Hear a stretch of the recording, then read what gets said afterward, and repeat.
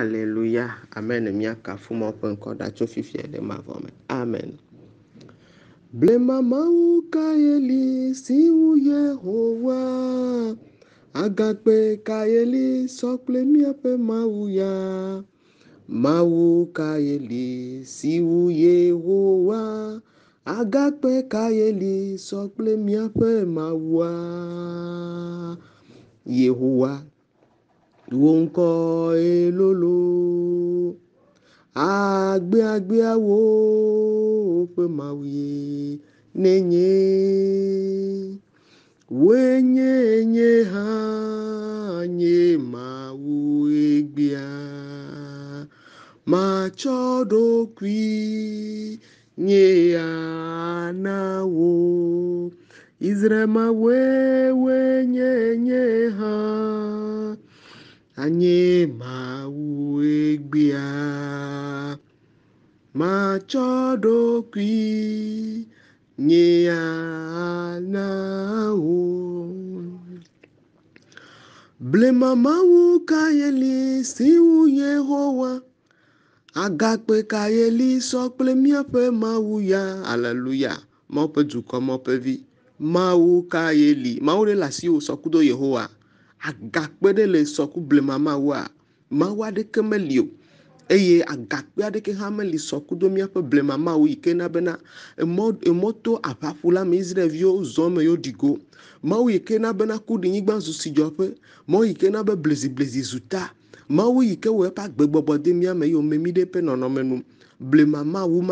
mawa de keme sogba kplo nusinto de kemelio futo chichitre mawu benanka ebe ibobo wo de anyi mope duko mope vi monyi ga yira oke miaka fu mope nkoda chofifia hede mavo mope nko le nyi abo mavo la nyigba afi yepe nko nyi abo mavo le nyigba afi ya mawu mavo yo wenyena mi le ngongol ko ya menene ma o ga yepe nko bena Yehowa zebote ameke ne yina pa musona yo musona kpo yepe zonzon de ko na bena futo kana hle obena ekaka gbogbo meduko wo echite futo ka towo vuvu lengo amlimaelo sepedo meline o Yehowa ne do vovo mau do vovo ne do vovo lo mau yi kaka gbogbo meduko ra le mi apa gbejo yi takpepere mi anchi enna bena o pe takpepe ya ezun ka funyagaro odome ekpeda mawa odeke me gali so bakplo ye deke ha me gagbono eyenye nuka gome jeje bakple ji kple nu pe mawu yo nye nuka nye jijide ji pe mawu le nye kudo dome mawu ma na benanka mi apa vifa fo azun ka azun ti fafa na mi apa veve seso azu jijo popo enu yo mele mi asio azun nu ma mesina mi Yehowa mawu we yo kata no vi nye Kristo to alo mo pe du ko mo pe vi nuka mi agbona Yehowa mawu le nya yo kata me mi ada pe ne la bena mi apa fomuto mi atokple mi ano o komi so dare mogogloji o komi dare mogogloji vola Yesu Kristo la ba demi le mogogloji ba dare mojojoji obele ma ilawa hevesi avele luka pa gban le me eye mogogla zu mojojo mo chaklo zu mozozre tofo katala so balio me katala no zozre mawu Yehowa venu papa penu se we yo kata donuka to Yesu Kristo jinami obele ma yimea Nembo ji Kristo na mila mogoglo ikeji ma mi abe futo komi dadoa nuka Yehowa ma wo vi Yesu Kristo nazetola laba de mi mogoglo ba dare mojojeji eye vo katala he ye mi ato de na mi be yo anu commission no savo ye gbogbo gedo mi trosu bununu pe gbogbo eye o le gble le mi antia eve mo katala he keke eye nuka to yo ne le mi ape nkola zu gbaja pe la be mi zu zero babel to Yesu Kristo me ba wo pe du komo pe vi ele se nya de gomea nya ikamle tono wa nyibena o jimi dare tepede mimlo fodoro me mino anodo fodo yo me mimlo me patani fodo nyeto ano yo mino me katanya ano nyeto onyi fifode pa no mimlo ekpeda mieno aye fifode be fodo me mimlo amado wa fifode ya le wodolo pa gbeji jusqu'à présent kaka amado kuchie mo menye nukatae ela bena omekpo agbechivu dola yike gbo wa ye katambia kwa no katambia gome eye keke limavo akleroji la gbadola godo o la saragodo o eyata enabena amegero opunku gba eye amekao nunola yoma ucha so gɔme dzedzea me eye wova trɔ ku ɖe yeme ƒe nu ŋutia wotsɔ wole kplɔ mɔ ƒe dukɔ le ɖe tsɔtsrɔ̃ me nɔvinye kristotɔ papa ɖe wɔ témoignage ɖea témoignage me dzi bena ma me na ame sia ame ne miase miaɖo to ne wòdzi ava kɔ na se keke nakpɔ nu yi ke pastor le wɔwɔm ɖa wobe yewo pastor woyɔ ŋkɔ gã da ɖo ɖokui dzi mawutɔwo le lo mawutɔwo le vɔa mi menana wo nu o kpɛ ɖa ye ame yiwo ne nyi alakpatɔwoa wole to na wove sɔ nuka woaƒe ŋutilã me ƒe nunya sɔ le fiɔ nu ame yiwo va be yeava kpla gbɔgbɔme nunya le wo gbɔ Mawu ƒe dukɔ Mawu ƒe vi mele gblɔ nyateƒe ƒe nya ɖe na wo bena teƒe ya gbɔgbɔ kɔkɔe pure naturel simple propre sans ride sans tache ye me miele le fi ya nyateƒe toto eya ta na ame ɖeka ame eve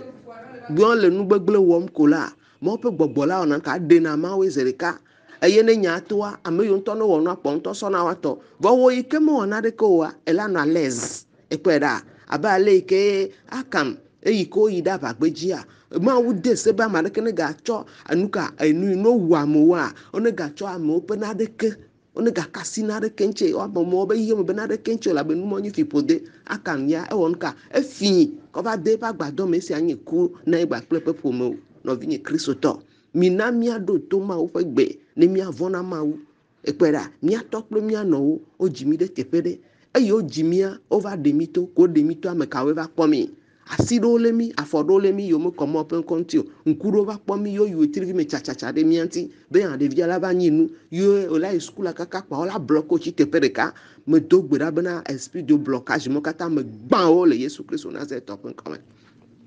medo gbe ɖa bena viviti ƒe gbɔgbɔ ma katã metsɔ ʋua gbã wo ɖa le wòa agbe dzi meho ati vɔ̃ɖiwo do ɖe wòa agbe dzi tso wo ɖevi me kea meho ati vɔ̃ɖia kple ke ɖa le wòa agbe me Mawu ƒe dukɔ Mawu ƒe vi ewo bena ɖe ame yi ke Mawu yrae Yehowa mɔ bena yetrɔ nya aɖe zu yeƒe aɖe le Yesu Kristo Nazaretɔ ƒe ŋkɔ me ta fiƒode ɖe sia ɖe ezu yayra nɔ gblɔ nam be amen eya ta ne Yehowa Mawu ɖe gbea ŋusẽtɔ ɖeke meganɔna te ɖe ƒe gbeɖeɖe la ƒe ŋkɔ mebena ɖe efanya gbɔgbɔme dukɔwo etsite futɔwo ka towo ʋuʋu le ŋgɔ sepe ɖo meli ne o Yehowa woe ɖo vɔvɔ Mawu ɖo vɔvɔ ne mele hlẽ teƒe ma mebena megavɔ̃ nake megavɔ̃ na Mawu ɖe dzi ke Mawu ƒe dukɔ Mawu ƒe vi eya efanya gbɔgbɔme dukɔwoe mi dzesi gbɔgbɔme dukɔ ɖea ame yiwo le míaƒe aƒewo me alo ame yiwo nyi míanɔwo míatɔwo míaƒe ƒometɔwoa wove sa mi na eƒlelawo le egodo ekpɔe ɖa ta gbɔgbɔme dukɔwo wɔ ŋkɔ yi takpekpe ɖe mía ŋuti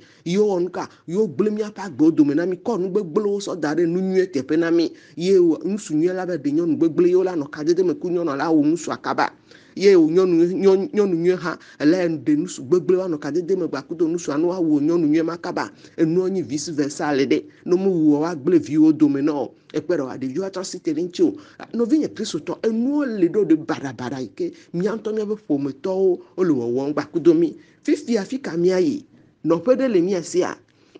yiƒe ɖe le mía sia Mawu ƒe dukɔ Mawu ƒe vi mi la fa vi kakakakaka la se veve kakaka vɔ kura kpɔtɔ la gbanɔ nugbegble kudo mi ke waya no mo wɔ nugbegble oa ezã me do na wo no mo wɔ nugbegble no mo wu ame no mo gatrɔ va renouveler alo no mo gatsaka ɖe dzi gamiɔ ɖe dzi oa ezã me do na wo kɔm bo nyi tsɔtsrɔ̃viwo ta woaxɔ le woƒe dɔ wɔm le anyigba dzi vɔ la Mawu ƒe nya na me nye be nye kudo ami ɖu wo dzi gblɔ na be amen Yehowa mɔ gale gblɔ ɖe na mi le ŋdi kanye ya Mawu ƒe dukɔ Mawu ƒe vi ne nya va na wo egbea ne le se ma nakɔ ɖo dɔwɔwɔ me ne sɔa ne nya megba va nɔ kaba oa tsɔ detɔ yi ke ne sia Mawu ƒe nya wɔna yeye na ame ŋdi sia ŋdi agatrɔ se eye akɔsɔ do gbe ɖa hafi ayi ɖe fi yi ke yi ne lea mebena dzesi ma le ŋuti o hena nyuie makɔ ame si me ku dzoka ku azeku gbɔgbɔ vɔ be kuku kpatɔ Mawu ƒe dukɔ Mawu ƒe vi enye kudowoe le nyi eve gblea na Mawu lo agbledela ŋutɔŋutɔ ye wònye anyigba nyuietɔ mienye eva ƒã nuku nyuietɔ ɖe mía me vɔ la ame vɔ̃ɖiwo le nyi míaƒe ƒometɔwoa woɖe nuku nyuietɔ ya ɖa sɔ gbegblẽ ɖe teƒe nya yi ke mele gblɔ na nyisɔ ma le nu ya Ezaya ƒe agbalẽ tame 5 to kukui ɖeka sɔ ya 19 me ƒe nya ekpɔe ɖa míawoe le nyi anyigba nyuietɔa eye Mawu sɔ nu nyuiwo de mía me Voilà miato mia pour me tord de nu nyuia dzo so gbegble de mia me ye ma wo le kpɔ mɔ be nu nyuie la do so mia me nu gbegble koe va do le mia me ye mi va le accuser mawu bena awo mawu nu ka ŋuti wɔm leke ɖo awo mawu nu ka ŋuti o awo ƒome ke mo sɔm to yɔ mawu sɔ mi sɔ da ɖe ƒome nyuie ɖe me vɔ la ƒomewo nyi dzime matrɔ la yewo nyi nu gbegble wɔtɔ ta woti titre ɖe mawu ŋuti wonye nyuie ɖe bena ame ya ebe le TV me subɔ ma wo va o wɔ nu ka o trɔ tagu na le TV wa eye wokɔ gbegble sɔ da ɖe nyuie teƒe na o nɔvinye kristotɔ egbe la yi sukulu to vɔ ma kpɔ dɔ wo ŋutɔ nɔ wo la drafɔtɔ wo ŋutɔ tɔ la drafɔtɔ me gbã wo le ŋdi kanye ya le Yesu Kristo Nazareth ma ba me nye me le gbã wo Yehowa mo ma nɔ te ɖe ƒe dukɔ ƒe gbagbaƒe eye ƒe dukɔ ƒe gbagbaƒe ne ya to dzi nye ne ya de dukɔwo me do gbe ɖa le gbɔgbɔ kɔkɔe ƒe ŋusẽ me le Yesu Kristo Nazareth ƒe ŋkɔ me eye me gbã nu gbegble ɖe sia ɖe le woagbe dzi me xɔ ati vɔ̃ɖiwo da gbe le woagbe me woƒe kɔkutiwo sɔ do kɔƒu me nɔ be ne nɔ kpo ne nanɔ yiyim ne nyɔna gbɔna nɔ no do gbe ɖaka ne gbana ko anɔ gble me nɔ abe Daniel nenea me do gbe ɖa le Yesu Kristo Nazareth ƒe ŋkɔ bena pese fia ɖe sia ɖe ke ne le woagbe dzia zona dzedzi dziƒo ƒe dzo na fiẽ gbɔgbɔ kɔkɔ ƒe dzo na fiẽ mawu ƒe nuʋaʋã ƒe ŋusẽ na gbãwo na kakɔ na lɔkɔ ɖe abli me le Yesu Kristo Nazareth ƒe ŋkɔ me nɔvinye kristotɔ mawo ƒe dukɔ mawo ƒe vi me do gbe ɖa me le blende wo nɔƒe kple gbɔgbɔ ƒe dzo kple Yesu Kristo Nazareth ƒe ʋua gble futɔ ƒe aɖaŋuɖeɖe me mawo ƒe dukɔ eyi ke me mi le fifia Yehowa mawu ya ebe ye site le nu ʋaʋã me ɖe yeƒe viwo ŋuti no be ame ɖe le ʋãnua nya bena ame me le lɔlɔm be no wɔ nu ta fu o ta ele site le nu ʋaʋã me ɖe yeƒe viwo ŋuti bena nuka ya gble futɔ ƒe dɔwɔna me ya kɔ yeƒe viwo ɖe dzi le wo ŋutɔ ƒe futɔ ƒe asaɖa me ne woakpɔe no anye be ye nyi ŋusẽ katãtɔ ya ɖo kplɔ na le woƒe ŋkume mawu ƒe dukɔ mawu dza yra wo la ŋdi kanye alo ŋdɔ yi ne le se nya sia yayra ma ne ɖo agbogbo ɖe dziwò le Yesu Kristo Nazareth la ƒe ŋkɔ me Yehowa mo be nu ke kpɔtɔ ye mewɔ na yeƒe anyigba yɔ vɔ ye le nɔ te bena ɖe nu nyuie yi ke sɔ do miawo yi ke ne nye anyigba mea nu nyuie yi ke ye sɔ do miawo yi ke ne nye anyigba mea ye le nɔ te be nu nyuie na doa gbegble va do nu ka ta ye elabena ame vɔ̃ɖiwo va ɖe nu ka enu yi ke ye agbleatɔ ƒã ame vɔ̃ɖiwo va ɖe nu ka wo va ɖe nu nyuia dzo sɔ gbegble sɔ ƒã ɖe me woatsɔ le azɔli dzi woatsɔ le dɔ dzi vɔ dzi ma gblɔ na wo bena Yesu Kristo va ɖo dzi na mi gblɔ na be amen Kristo va ɖo dzi na mi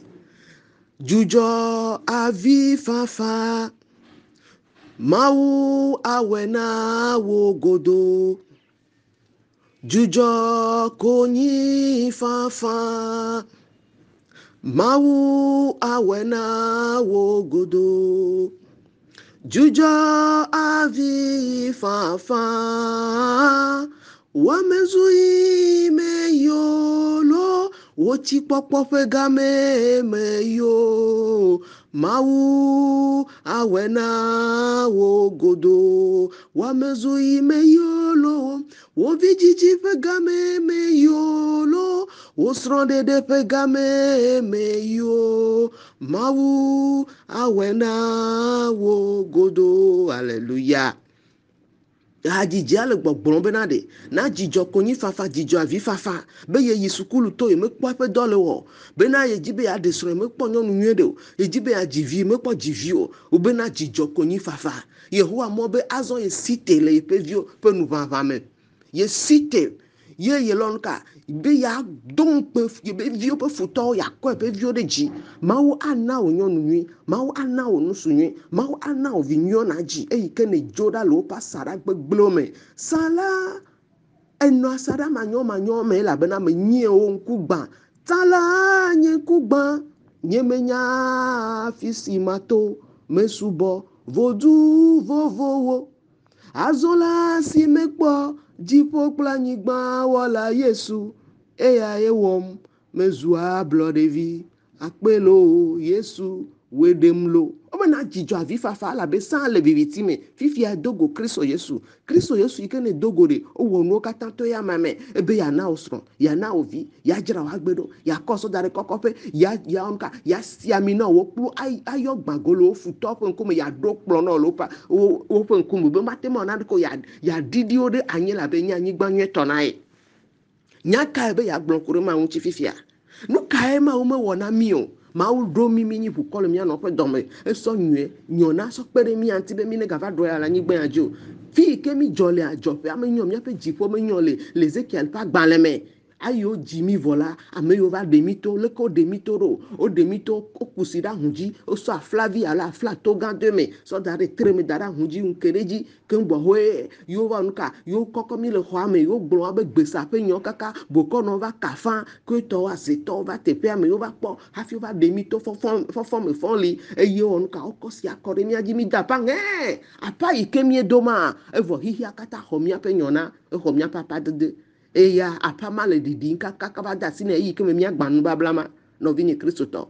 mi do la gbanu bablama nye jo peplo nye ji pe menyo me gbanu babla landi ato ma di fola me e yo di mo e yo dem to afi ko kom so yi ame yo va pon kla ame yo va lem asi ma kpo do le afo ma kpo do le ame ma kpo do le o yo to gboro nya mo uto mama ro nya mo uto ku ga ko yo over e la bena ka dede vondi mo le gba ku do ka to ni blu ko mo pa gbe no to vo wo ya me nyi o to wa o de nu yera le me o so gbegble ma so pande me o e ye gbogbo yo ka to kplo do la si o e do be yo nyi dan e do be na yo nyi be nyo do nyi vodu vovovo e do nyi ligle e do nyi me nyo vodu vovovo e yo chichitre de nchi wa zo be na o la ga subo yo e vo ya me nyi open nu be nu me nyi open nu lele o vola ole o to fi ka to podoro me ke ne mlo to nu su ike pa li me ne tole alo to ano ike ne no vini Kristo to me do gbedare tawo le Yesu Kristo Nazareth to kun me bufu anoma me bufu podo ike me ne mlo to huma di fola me gba open babla podo ike me ne mlo pla no ike ne no ni ano nyere enyi podo nyere ya ma one yira podo pla anoma vone be enyi podo vondi pla ano vondi nya je tore nu gbegbele o tore zona jeji me super kada le wa gbeme me do pe ho pe nu so da le wa gbeji to ma di fola me le so da le nyi to cha nya gbeji amo vle de sia de nu gbedo la de sia de je to pe dodo de sia de e yo do ho jimi le togoji le nogoji e yo de o jimi vo fi ye dokita ikene jimi ape ke mo jimi le se blama kata ele nuka ele vi de to mame yo de to a ame yo va po e si kene la bunjia o ina ta pepe e yo va kona open se vodio kona de si mame hafi fofo me wa kwere jo la da pa nge o de to vo e zone je nkeke maji nkeke ke mo de to le mo do gbera male da zo de nkeke maji me so Yesu po go blende nkeke ya gbegbegble o kata me le Yesu Kristo Nazareth topun come o pe kokuti o me gban da le kona o le Kristo Yesu Nazareth topun come glo pe don avant Dieu ma o pe du koma o pe vi ha yo le miaji vo mini church de lao ha yo le miaji vo mini nuka mini diacre bakle diaconese o ha yo le miaji esi o kata na bena so pe ma fana o la benu kata o sa na gbogbo menu sento o sa na vivi menu sento ye fi podi alo odo le togboji va lo odo le toji lo odo le noji lo odo le vioji lo odo le devi vi mama o vioji fi podi aga potogale odo ke vo mi be mi le Kristo me mi ni Kristo to mi da si na gbevlonchi mi togoda la sara gbegbulo me ba ide asara godo gakia fi podi alo odo nukata ele bena mi me gban fi podi ya o no vini Kristo to na le senya sia na gban fi podi ya na so on chichi donc ke to na gben le Yesu Kristo Nazareth to pon comme mi ape jipo me nyon mi ape afi o de mi tole me nyon Yesu bo mi ko le neutraliser o ta me dogboda bena e do yo nya ya me penu se le Yesu Kristo Nazareth to pon comme le togoji le nogoji ya me gbanu se mo kata to ma di fola me e do le nyi nuka e dole nyi vivi menu se makpo yo to na kaka vli meke le Yesu Kristo Nazareth topon comme la me le gbanu se ma le nyi to cha nya gbeme wo to cha wa gbeme e yo na nyi togo mo pe nu so kata zona jeoji gbogbo koko pe jona jeoji jipo na gban o na kakao ma o pe zuma makpo na gban tanao e yo na nyi lajo gbogbo me trodomi ni me mi akota ijia wa tumi azumi ajani abale ko na Israel vio ne ma miaode le Yesu Kristo Nazareth topon comme on de be mi duoji to ale via pe vo me to pe da mi me vona mi apa gboala sere kume no vini Kristo to ma upe gbogbo koko ga chonya si ananye gbakudo sia ma upe duko ma upe vi no nya ya me tiri avifa fana wo nkuye na chinu haha na woji cho woji kure ma uti eye na note avifa fana note re me na simu plala ba hli ha penene eye na gbanu na kakanu lo wolupo penti na gbogbo sianti e na nyiro wolupo de Yesu Kristo pe bua me pe gbogbo pe nseme be ye me na nyona o ma upe duko ma upe vi afi ke ne le nya anyigba nyuetɔ dzi wo ŋutɔ tsɔ gba nya anyigba nyuetɔ la bena ɖe kpewo ɖa le me o ekpe ɖeɖe la memea ɖe ɖa le anyigba dzi le nyibo o ɖe nu ka vevesese nu yiwo ne nyi nu sese le wa gbedzi bena naɖeke ma nɔ bɔbɔ ɖe na o wa Yehowa Mawu ŋutɔ be va ɖe kpea ɖa le wa gbedzi agbe yi ke ye ne le nyi vevesesea ebe ye ɖe kpea ɖa ebe ye ɖe kpea ɖa le wa gbe me ye ɖe kpea ɖa le anyigba dzi nyikuwe le nye anyigba eye ye gble nu ye ɖe nu gbegblẽ ɖa azɔ ye ƒã vɛ nyuietɔ ɖe anyigba dzi miatɔ kple mianɔwo ɖe vɛ sia kɔ gbegblẽ sɔ da ɖe vɛ teƒe Mawu le kpɔ mɔ be nu nyuie la doa gbegblẽ ko le dodom ye le accuse Mawu nu ke ŋuti wòmewɔ nea Mawu nu ke ŋuti wòmena ŋutsu nyuie ɖo Mawu ke ŋuti wòmena nyɔnu nyuie ɖo Mawu mewɔ naɖeke o Mawu ya wɔ nu nyuie na mi vɔ miatɔ kple mianɔwo ye anɔ yiwo mi nɔ kple ali yiwo me mi to nu yiwo subɔ fi yiwo kɔ mi sɔ yi yiwo dzi mi vɔ ame yiwo va ɖe mi to esi yiwo ku ɖe ahũ dzi fi yiwo sɔ mi sɔ yi pasɔ yi ke gbɔ dzi mi le gbɔgbɔ kɔkɔe le emea Mawu ƒe dukɔ ma ƒe vi menya nya yi ke me le to na wa me le gblɔ nyateƒe ƒe nya ɖe na wo me dona gbe ɖa na mama ɖe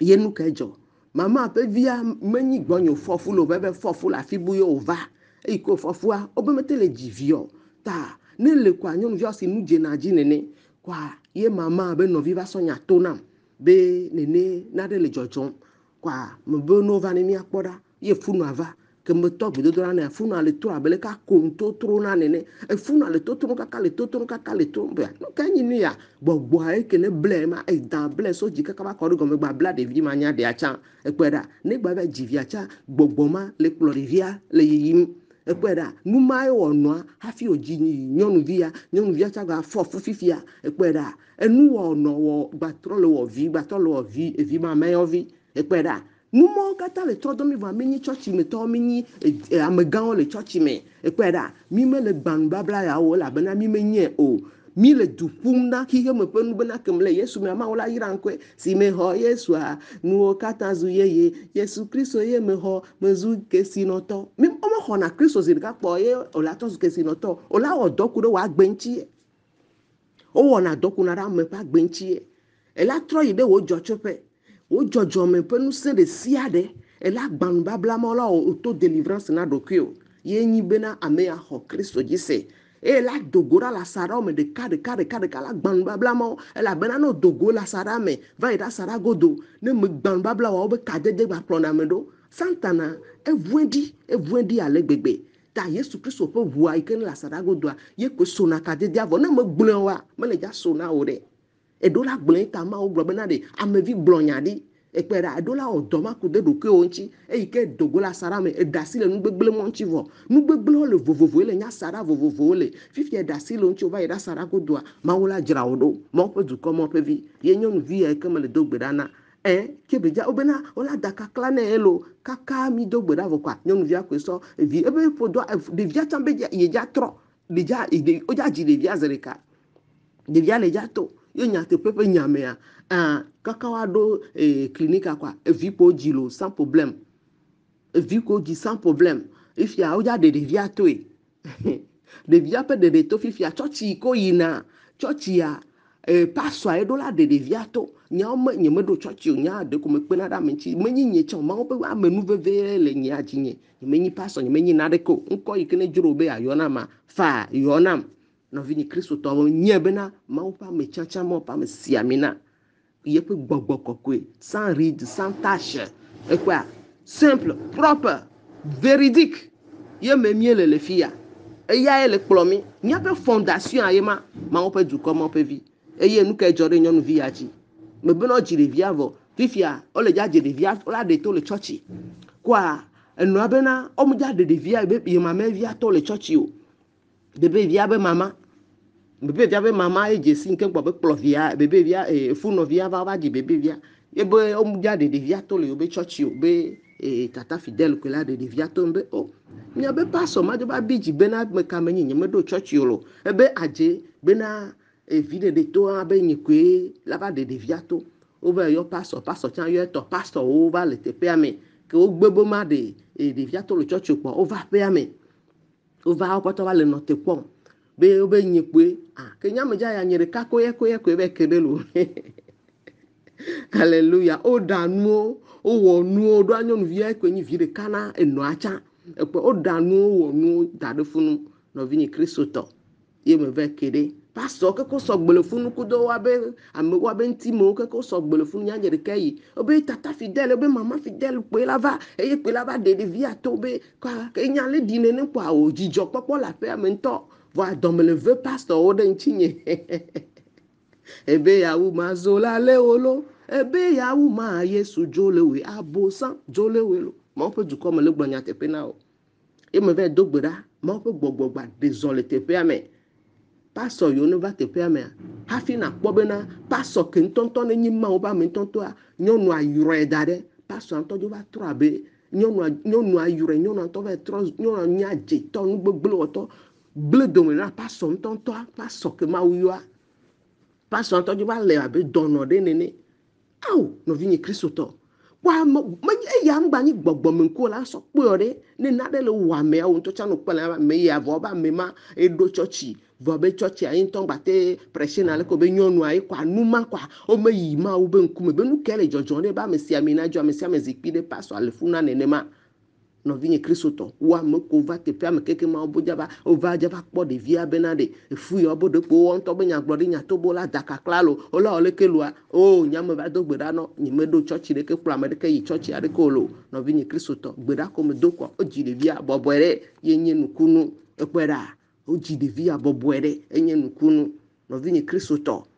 nenye bena mi la nyigba manyo je mi la no te ku gbegble vone mi la nyigba nyo je mi la te ku nyi to okpera vo mianto la o chacha bena nyigba ikeji mele fifia da nyigba nyoa ne me nyoa ma ji anyigba nyo to ji ma no alo nu ke hia ma wala nyigba ji anyigba la te ku nyo de na ma elododo enyi nya yo kata vo mia Kristo to mi le pudu na ga mle ji gae au chochi ya an chama e chochi ma do awu ma so fokpa ve fion ma oleke ma so eso awu yando dimanche donc a dimanche ke gbana e ya magado menyi ma usu bosu be mo mi na jara mi ro ko do ya pe asoko mo pen kotivo mi ajra me do mi ani gbogbo me pa mo le be gbogbo me church to ba gbe kamile no fifi yo la no gbogbo na mi azeto nu gbegbele oto amewuto o ti teve ti gbogbo me church o me eye ne o nto fo me to o gba ti tele ntiwa ye ve si ve bere funua o tro chana kagba kudo ko no le funua la no gble nu le ntio ya mo i church gbova va ku amo le church ame no gble na o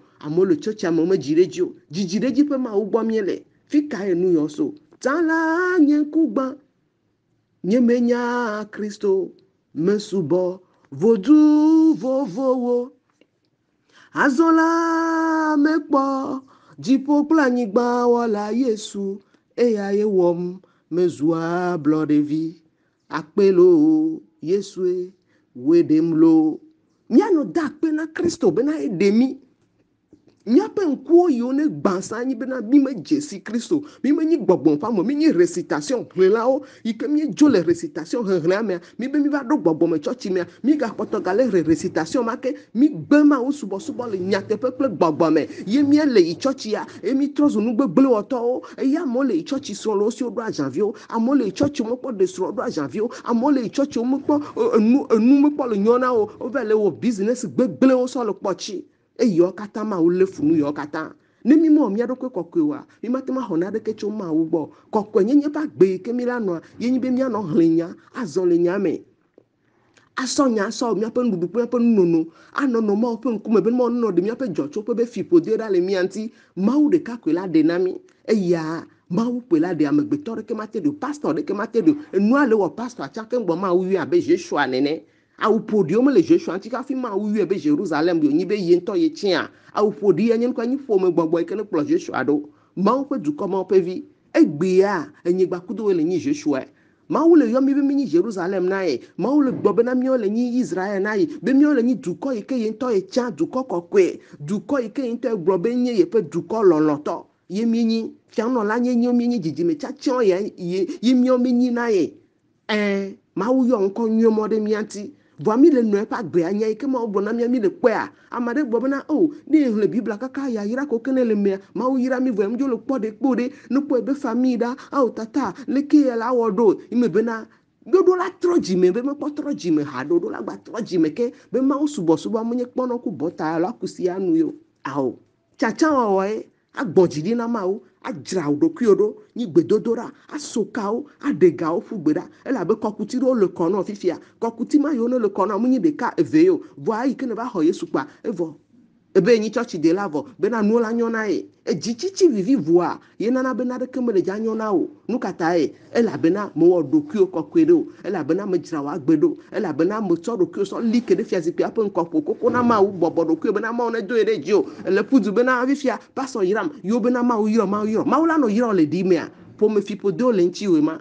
automatiquement ke mi xɔ Yesu dzi siga ona mi ŋusẽ vɔ bena mi gblɔ nya ekawo la nɔ so gawo la nɔ ɖe ɖa vɔ ne xɔ Yesu dzi se bena mdza gblɔ nya ɖe kpo bena tsɔtsi de la ele do gbe ɖa partiellement koa medza kpɔna ɖeke o medzi be ma gblɔ na o bena eɖo la do gbe ɖa deto ye gbedodoɖa deto nyi tsatsa wɔwɔ nya nyuia me nɔnɔ nkeke kple zã wo nukpɔkpɔ wo nusese agbenu le yihia me gbɔ keke atɔ su gbɔgbɔme ƒe ame ɖoa Yesu Kristo wɔ bena mie le yihia me vɔ menyi yihia me tɔ o ekpe ɖa enya ye ma yihia me mie le avɔ menyi yihia me tɔ ɖe nuka mie nye le yihia me mie nye nuka mienye amegbetɔ le yihia me mi ɖuna nu mienye ŋutilamewo gake vɔ hafi miatrɔ su gbɔgbɔme ƒe amewoa míaha mi ɖo anɔ he Biblia la dzesi nu ke ne dzɔna dzi na Mawu hafi eƒe gbɔgbɔ kɔkɔe va siéger na ɖe ame me ema manɔe mea naɖeke mate nyi wɔwɔ na mi o mɔ ƒe dukɔ mɔ ƒe vi medzi be magblɔ na o bena evi ɖe toƒe ma ƒe nya yi ke megblɔ na wa nukunu kple amlime dzɔ le funua nya nye me yi ɖunu yɔ o be makɔ nuɖuɖu dzo nuɖuɖu nye specia da ɖe nye me xɔ ɖeke me be ao akpe ko me de na wo trɔ yi ɖa ɖevia trɔ so kawo le ŋuti de gawo ɖa le ŋuti eye ƒomea trɔ zu ŋuti fafa ƒe ame eye agbomaʋumaʋu yi ke ʋuna na agbomaʋumaʋu yi ke me ʋuna na nyɔnua gbeɖegbeɖe oa eva ʋu na via ya nyɔnua ŋutɔ be edzi be yeayi mɔ dzi vɔa ewɔna dɔ le gouvernement me be yevodi dzro na ye ŋutɔ la vɔa ɖe kaka ye srɔ̃ ɖevi yi ke edzia nyɔnuvi atɔa le yevodi vɔa egbe ŋu kplɔ ye kakaka ɖe asi ye da ɖe ɖo nyɔnua ƒe yayra le yevodi vɔa wo blɔke da ɖe nɛ ye ko gbɔ wa kudo via nyɔnuvi yi ke ne fɔfua ele sukulu kaka vɔa va fɔfu si be leke nɔa tɔ le nene nɔvinye kristotɔ enuwɔnɔ wɔ nɔvi ewɔ vi lo enuwɔvi enuwɔnɔ ewɔ vi mameyɔviwo nu kata ye elabena míaƒe ŋkuwo gbã ekpe ɖa ye ŋku gbagbanɔ gbale kplɔ ŋku gbagbanɔ ɖe yewo ame eve katã le dza va ge dze do me le ŋkɔgbea nu kata elabena Mawu ƒe gbɔgbɔ kɔkɔe mekle ɖe wo dzi o wobe míaple ŋku dzi ŋkuti ke nyuietɔ la sɔ ɖe míaƒe ŋkuwo dzi haleluya ŋkuti ke nyuietɔ míaple sɔ ɖo míaƒe ŋkuwo dzi ye le nyi nyamenɔnɔ ye le nyi agbe nyui nɔnɔ ele nyi bena nu yi ke dzɔna dzi na Mawa míatsa míahɔe nu yi ke Mawu lé fua míatsa míalé fui ne xixia me na lé fu mi alléluia o be le monde des ténèbres est plus vaste que le monde de la lumière il y a les voleurs en cravate plus que les voleurs de la rue nɔvinye kristotɔ nenema xixia me le ma nu yi ke mi le kpɔa me le nyi sika o ebe nu ya klitɔ anyɔtɔ enyo ŋutɔ vɔ ɖe enu ma yi ke mi le kpɔa ɖe nu ke le ebe tume nu ke le ebe totome biabia ye lo nɔvinye kristotɔ obena ɖe tugbedzedzea aya ye lo ekpe ɖa vɔ nyɔnu yi ke ne nyi fiɔkuku nyuietɔ na srɔ̃a nyɔnu nyuietɔ nyɔnu yi ke ne buna nusrɔ̃a ele nyi fiɔkuku nyuietɔ na srɔ̃a vɔ nyɔnu yi ke ne nyi ŋukpe na nyɔnua ɖe ele nyi nuɖui le ƒutome na srɔ̃a ele nusutsa ƒe akpa godzi nenema ekame ne le tsatsaka ye ne wɔ fika ye ne le aleluya Mawu ƒe dukɔ Mawu ƒe vi enya yi ke Mawu ƒe gbɔgbɔ gatsɔ na mi le yi sia mea enya sese nya goglo ele gblɔm be míaƒe dzɔƒe kple míaƒe dziƒo menyɔ fikawo dzi wo le eɖo la dɔ ku ɖe ŋuti ne wo fɔm di ko ado gbe ɖa mi ɖo la fɔ xoxo na gudzedze agblɔ nyama na Mawu agble futɔ ƒe dɔwɔna me abiɔ be me na nyɔ na mi ne wòanyɔ na mía nɔviwo tsã mía nɔvi yiwo mi le kpɔa mɔwo tsɔ le ɖua ya be míawo ke nene vɔ mi le yi tsɔtsi o vɔ Mawu be nya na mie nye be míanyi yayra ƒe dzɔtsoƒe na mía nɔviwo fifia nu ka ye le to le menye nyɔ fifia mate nɔ na me ɖe wo ŋutɔ biɔ ɖokui o ele se mea biabia ye lo nu nyuie ke le to le mo fifia le na nɔviwo tsã ye nɔviwo tsã le kpɔ eƒe dzi le dze me awo ne nyɔ na mia ɖe ame yiwo le míaƒe ƒome mea wɔwo keke gba wuna ame ko nu la nyɔ na le famille me ye famille la gba trɔ zu vevesese be ƒome ye ƒome sia la nɔ gblɔ bena mía nene kpoe ma wowɔ míwa ta ne woɖo 50 ans alo ne woɖo 30 ans kpa ame kpoe kuna alo ne yi sukulu to kpoa wòla ku kpata alo ne yi sukulu to kaka tsã wòte yi sukulu aɖe kpekpe ŋudza kpɔ dɔ vɔ mi yina sukulu míaƒe home ŋutɔ mi nyana nu ŋutɔ eyiwo katã nyi Satana ƒe dɔwɔna Mawu na mi nunya vɔ ɖe mi ɖo la subɔ Mawu ma la wɔ nuka la ge ɖe miaƒe nunya yi ke Mawu na miaƒe dzɔtsoƒe ye yayra yi ke Mawu na mi to nunya ma mea ava miaƒe agbe me nɔvinye kristo ele nyi hike me pe tsi kpɔkpɔ ya mawu ye nana ye yayra ma nana nyi da ekpɛ da vɔla yi ke mi me wɔ dɔ ku ɖe míaƒe agbe ŋuti oa ena bena nu yiwo katã eti nyama ame ya bena ma yi bibla sukulu ma ve kpɔ ɖa bena ɖe fifia ke mu ye bibla sukulu fifia ma kpɔ ɖa ma nya bibla nyuie ɖe o amewo le bibla sukulu vɔ be ŋkuwo gbã ɖe ŋku tsike nyuie tɔ wo musɔ kɔ ɖe ŋku dziwo le kpɔ nu nyuie ɖe wo yi bibla sukulu apɛ la wo ƒu du wo va ɖo tsɔtsiwo vɔ se ne pasa kaka pasɔ va le devi ve le xɔ pawa sɔ le do tsɔtsiwo gɔme la bena yayra yi ke wo va kpla le funa be le bibla me be mawo be yayra mi ɖe yayra ye be ŋgbe do na mia o me le kpɔ yayra wa eŋkpe ke le va wa dzi ta o si te va le zã pawa kusu bena ya sɔnɔ xɔ galamo si o posede bawo da ɖe yo le amewo da ɖe teƒea me ye ne kpɔ nɔ bieve le asi o dzɔ amiatɔ pa fi dze pa pasɔ tɔ la nɔ hu game nye me gbɔ bena mawo ba amewo menɔ na hu game mawo ba amewo le ye pasɔ adzeɖatɔ fia fitɔ o mɔ amewo be srɔ̃ keke nye mi dza gblɔ kaflɔ adzeɖatɔ pasɔ fia fitɔ wa o gble amewo be srɔ̃ ɖe po dome kekeke ne o ku srɔ̃ mi va tsɔtsi alo mi le tsɔtsi ame ye o kpɔ nyɔnuvi ɖe be ya ɖea menya nya ke me le gblɔ na wa pasɔ la trɔ va place la le vi dɔ na nyɔnu ma be ne gadzo la trɔ va place ye be akolite bu yi ke ne tugbedevi bu na nusrɔ̃ bena ve dɔn kudo la ye gbɔ la evɔ fifia pasɔ la va wɔ ɖeka gba kudo nusrɔ̃ enya va gbɔ nye me le toe nɔ menyi be enya ɖe me se le kpatɔ enya ma o sɔ ya sɔ va nye ŋutɔ gbɔ nye bena ma kpɔ nu yi ke yewo be pasɔ ɖa ekpɛ ɖa fifia pasɔ ave wɔ ɖeka kudo nusrɔ̃a bena nusrɔ̃ ne va nɔ dɔ ba kple ɖetugbivi ya ne wa da si srɔ̃a da ɖe vɔa mawo le fu nu mawo fifia pasɔ le wɔm kusu bena nusrɔ̃ nana ga pasɔ ta ye hihe me ƒe nu yayra yi ke ƒe ŋgbe mawo do be yayra pasɔ ya ɖe fi ka yo to ye do la va nɔ zã tactique kudo be parole mielleuse alo nye menyo ye be parole mauvaise mawo ekpɛ ɖa yi wa tso va nɔ nu xɔm le amewo gbɔa akɔ va nɔ ble amewo anɔ tsaka amewo anɔ xɔ galamo sia mawo le fu nu mawo katã elabena nu ka pasɔ ŋutɔ mewɔ dɔ ku ɖe ƒe agbe ŋuti o mawo yɔe ya pɛpɛ gake vɔ la edevi ye le mɔa dzi elabena ele nɔ te kpɔ mawo ƒe yayra le ɖi me mawo me yra na me le ɖi me o mawo ƒe dukɔ mawo ƒe vi mi ɖo la wɔ mia ɖokui kɔkɔe ne gba ɖo ƒe ye o 50 ans 60 ans 70 ans ya ne mawo bena ye la nɔ nusu nyuie ɖe o la ɖe o la dzi vi o la gba nɔ agbe o la nɔ agbe la kpɔ mamevi wa mawo ye nana gblɔ na be amen ye no ka ɖe mawo ma dzi yo trɔ dzime yo bɔbɔ ɖokuiwo na mawua mawo la wɔe na o godo gblɔ na be amen ye ŋuti mawo bena ɖe ye si te azɔ le agbetsivudo ƒe viwo ƒe nuʋaʋã me bena ya wɔ aʋaʋã kple be futɔ ɖe ya kɔ ye ƒe viwo ɖe dzi le tuɖubinyɔ me ya ɖo kplɔ nɔwo le woƒe futɔwo ƒe ŋkume ya na woƒe kplu ayɔ gbago mawo gba le ƒo nu ƒɔ le ŋdi kanye ya nɔvinye kristotɔ Yesu lɔmi, Yesu taji de po la sinye, nye mavona futa o penya nyrawo. Elabe ne mele, Yesu fe kpoklote la yata futo mate madu, miajiwo, ahomu watu jikamato. Fonyewo o yata futo mate madu miajiwo ahomu watu tika mato fonyewo nɔvinye kristotɔ menyanya ke me le gblɔ nɔ kple ha yi ke me le dzidzi na wa enu yawo le dzɔdzɔm le ame sia ame dzi keke ame ɖeka ƒe meto le mo ame yiwo ne to le mea woawoe nye ame yiwo wɔ dɔ ku ɖe woƒe agbo ŋuti ma wo yra wo naturellement ɔme sɔgbɔ le xixe ya mo ɔme sɔgbɔ nye mele ble wo nyateƒe ƒe nyae dzitsitsi le kplɔ ame geɖewo sɔ le ɖe tsɔtsrɔ̃ me xixe me ƒe nudzidzi vivivo le kplɔ amewo le ɖe tsɔtsrɔ̃ me elabena ka mía tɔgbewo ƒe ati yiwo ƒã ɖe mía me ati amiɔ ye wòte ku gbegblẽwo na mí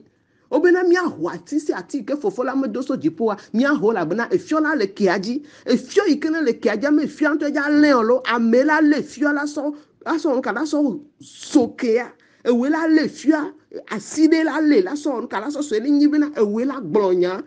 okpɛ ɖa ewoe la kenu la gblɔ nya bena ɖe le Yesu be ŋkɔmea fiƒode le tɔgbo dzi le nɔƒe akpago dzi Yesu gbã fiƒodea ɖa le ƒe agbe me efiɔ ya le kea dzi ele atia ƒe ke dzi woho vɔ efiɔ le nyi Yesu Kristo ele nyi nya la ona mi nu se to nya me o wɔ nu katã to nya me ke ma gblɔ nya ɖe bena le agbenye mea nye ma kɔ ame si me ko le agbenye mea vevesese azu ŋuti fafa na le agbenye mea fonyemetɔ be fiƒodea magawɔ dɔ le agbenye dzi o elabena mo xɔ Yesu dzi se le Yesu Kristo Nazaretɔ ƒe ŋkɔmea Yesu ʋeʋua le tsi nam eye ŋgble futɔ ƒe dɔ na owoe la gblɔ nye no mu glonyawa efia la na tia be kia ji nenema amela le fia la so nka la so watia la amela le fia la so swatia peke Opla Bibla partiellement. Obena atisi atike fofo me doso jipoa hele Yesu ben come atisi atike fofo me doso jipoa on lodi bena wa hople kebe fiala le ekela ji ho fiala ko ekiajiare fianto la huati alo amela le fiala so huatia yenti me blona na mi bena ne ma ope gbogbo ko me fion nu wa no vinye Kristo to ye ve kpla nunya la megbeto boa amegbeto pe nunya me dema ope nunya o nunya naturel yale me gble no va yi nunya naturel et la messia messi et o jidevi kwa ntola nyabe la le anola nano kweda no jivizere ka alo mianto ne mi le kwa mi na school mi plana nunya mi plana nu kweda ye ma open nunya ma et la messia messi ko transubology o na church o ho yesu e ya amesia me la school la nyanu e ya nunya wa le naturel voire fifiade e kem le dibe na abiade le ni sagesse divine ma u menunya Maumenunya ifiona me gbedodora. Maumenunya edena nuwa de gofiona me menyiba medeke la fion o. Yene ma uvenu yo ameade le fion maumenunya ya ne kodo do o me e kaola soda blema gbola vulengona o koso la deda do yo so do kokuti me na o la deda le kona o. Mau brobena nenyibo o seun yo be yo ve ona ton kaka le TV mecha ya ho po anyi de o ya tawe e la bena e jesima uma. Ma pe du comme on peut vivre ma nyega yira Hollandia ye pasi se la gadujinao me dogbeda bena ye penu sena o lekenao ne le senya gbobenao enya didi na ntola enya Yehowa mo bena ne le senya kola la no poka tutu vone egbenya sese bena 40 minutes ya 30 minutes oh didi nto non moi je n'ai pas le temps mais d'autant les ozon le vivitia mais ikene d'autant le senya kodo do o me maula yiro ma penya gbodi nya wenye me de no aba wene ne koso dare kokope eye futo na yibali mele Kristo Yesu Nazareth opun kome ne va me na nye ha ne ma be ma ona yira nye ha le Yesu Kristo Nazareth opun kome ma opetuko me be vide tope ma ikemie ya nukunu ba pra mlimae ma wu won kunu pastor yo be over te pe ma opompe nukatae nyo nuko emenyelo me koma wo lo fu adegbe me ma wo pa me chacha nyate pe to ye menye amenu be vede swasinye nyame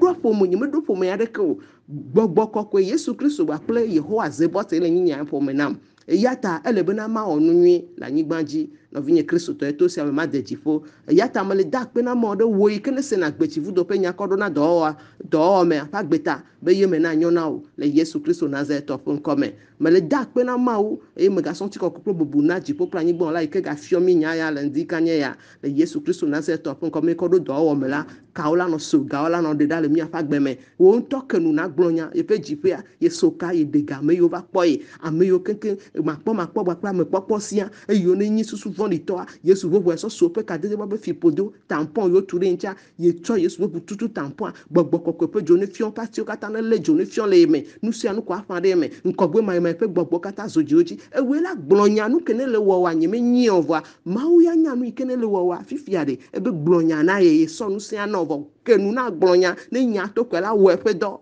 ma u nye yira olo ma o pasi ne chonjio e pe nu sia me dogbera de toba fisi afike na to me na nyona o le Yesu Kristo Nazareth opun come e kune to akpa don to akpa nya jora me jina ito accident pe gbogbo ya me cho Yesu obu bleme e me le blende anyigba atmosphere pe woko pe jo Yesu obu a be me na nyona o sia le Yesu Kristo Nazareth opun come ko je 2021 le Yesu Kristo Nazareth opun come amen. Shalom.